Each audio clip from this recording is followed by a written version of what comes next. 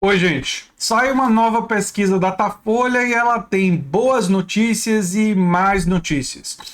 E eu também vou analisar o perfil dos eleitores de cada candidato, porque a gente vai confirmar algumas coisas que a gente meio que já sabia, não é? Que os ricos estão com Bolsonaro e os pobres e a classe trabalhadora predominantemente estão com Lula, não é? Vocês vão ver aí esses números detalhados nesse vídeo. A primeira boa notícia é que sim, chances de Lula ganhar no primeiro turno foram confirmadas por essa pesquisa Datafolha. E resumidamente, as más notícias é que essa pesquisa foi conduzida quando o escândalo da prisão do ex-ministro Milton Ribeiro já tinha acontecido. No entanto, os votos bolsonaristas não foram relativamente alterados por isso. Mas quando a gente para pensar que esse pessoal continua querendo votar em Bolsonaro com o preço dos combustíveis do jeito que está, com a inflação, com o que esse governo fez durante a pandemia, com a queimada na Amazônia, com os discursos absurdos, preconceituosos desses governantes, com o negacionismo ambiental e científico desse governo, o que é um escândalo de corrupção, roubo do dinheiro público da educação, não é? Realmente, para essas pessoas, não deve ser muita coisa, né?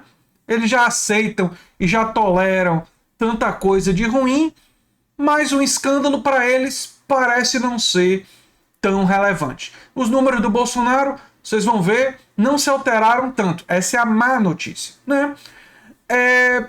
Enfim, nós vamos analisar aqui os dados da pesquisa Datafolha e comentar com vocês.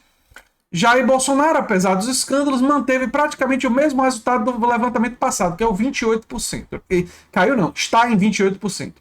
A pesquisa do Instituto Datafolha, divulgada nesta quinta-feira, mostra o ex-presidente Lula com 47% das intenções de voto, ante 28% de Bolsonaro. Os resultados são praticamente idênticos ao do levantamento passado, divulgado em março, tendo oscilado um ponto para cima a favor do ex-capitão e um ponto para baixo no grupo favorável ao petista.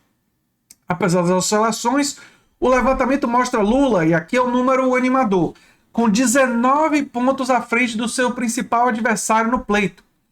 Olha, eu acho que Lula deveria ganhar uma eleição dessa, se o segundo turno for entre os dois, por uns 30 pontos. 20 pontos me parece até pouco diante da tragédia que foi o governo Bolsonaro, né? Me parece até pouco. Mas é uma pesquisa que está mostrando uma diferença maior. Tiveram pesquisas mostrando diferença de 9 pontos, de 10 pontos. Essas que mostram de 9 pontos, 10 pontos, me deixam preocupado. Eu não fico totalmente tranquilo com esse tipo de pesquisa e eu quero tirar de vocês de cara o clima de já ganhou. O nosso objetivo tem que ser o de aumentar a rejeição do Bolsonaro, converter o maior número de votos que for possível para produzir uma derrota a maior que for possível sobre o bolsonarismo. Não só na presidência, mas também elegendo o maior número possível de deputados, senadores e governadores de esquerda, os mais comprometidos com a classe trabalhadora que forem viáveis em quaisquer partidos da esquerda. Ou seja, você encontra uma pessoa no campo progressista que está com compromisso com a classe trabalhadora e que tem chance de ser eleito, apoie, faça campanha, ajude a se eleger essa pessoa. Porque isso é muito importante para a gente fortalecer a corrente esse ano. E espero que vocês compartilhem meus vídeos, inclusive também para contribuir com o crescimento do canal, que está orientando as pessoas a fazerem isso, né? Isso daí é uma coisa que vocês também podem fazer para nos ajudar, né? Vamos falar dos outros aqui, né? Olha só, os resultados nessa quinta confirmam a chance de vitória do petista já no primeiro turno, já que seus adversários juntos somam apenas 41%. O petista soma, portanto, 53% dos votos válidos. E com mais de 50% dos votos válidos, Lula venceria já no primeiro turno, não é? A pesquisa dessa quinta também mostrou Ciro Gomes praticamente no mesmo patamar. O pedetista somou 8%, um ponto acima do resultado da pesquisa do Instituto divulgada em março. A oscilação está dentro da margem de erro, ou seja, as coisas não mudaram para Ciro Gomes. Inclusive, eu tenho um vídeo que eu estou preparando sobre Ciro Gomes, quero saber até o que vocês pensam disso. Não é um vídeo nem favorável, nem crítico, mas assim, explicando por que essa tática que ele usa, às vezes, de chamar Lula de esclerosado, de o maior corruptor do Brasil, que são ofensas, tendem a não funcionar. E eu vou explicar nesse vídeo por que essa tática de ofender Lula não funciona.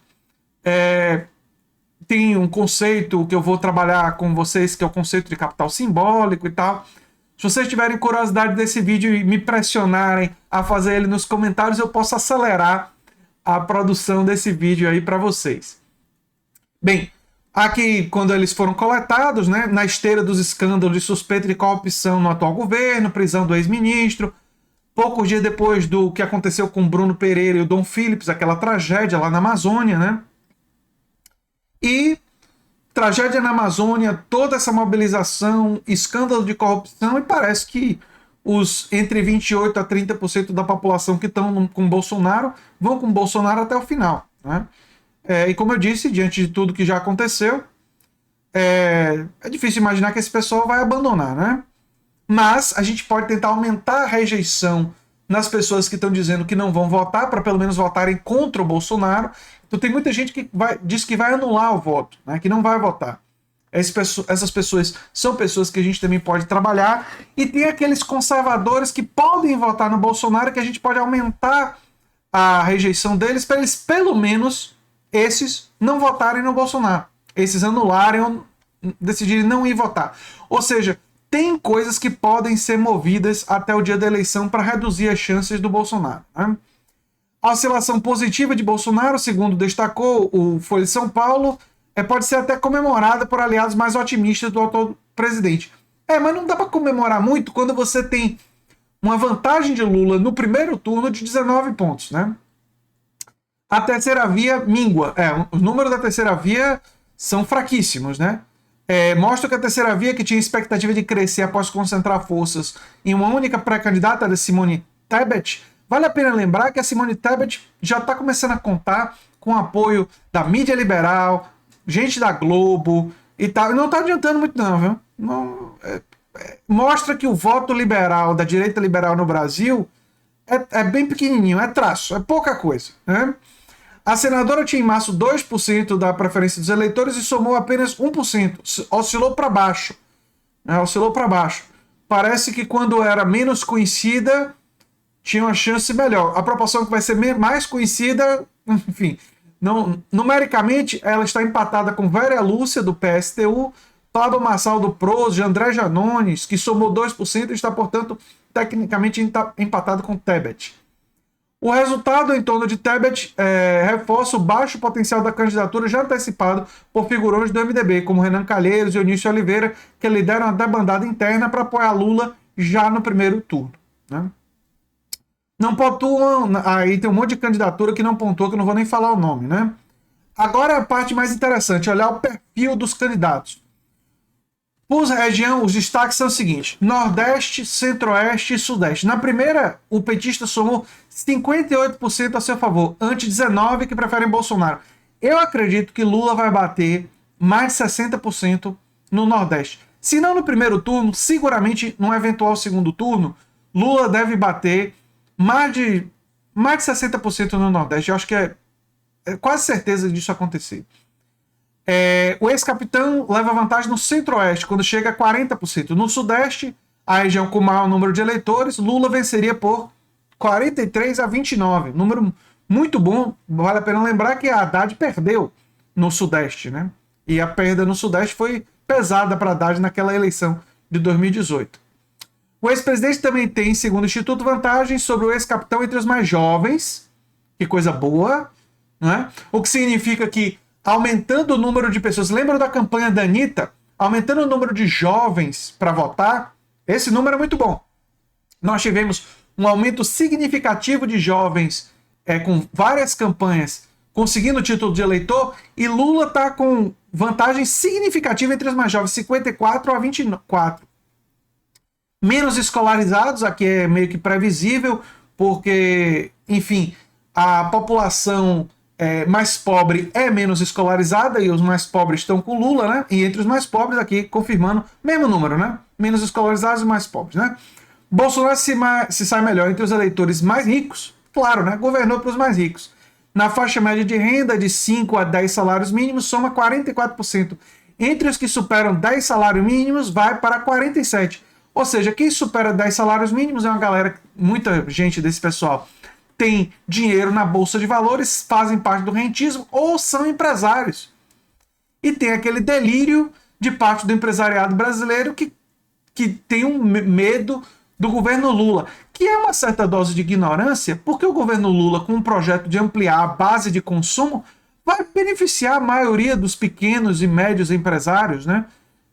Mas, enfim, delírio de gente que é muito influenciada pelo olavismo, e tem um monte de gente aqui que ainda são influenciados pelo olavismo. Não bastou o Olavo morrer, a influência continua, né? Entre os homens, ele também tem uma leve melhora, chegando a 36%, mas ainda não supera Lula, que tem 44% nessa camada. Tem o maior apoio entre os desempregados, grupo que soma 62% de intenção de voto.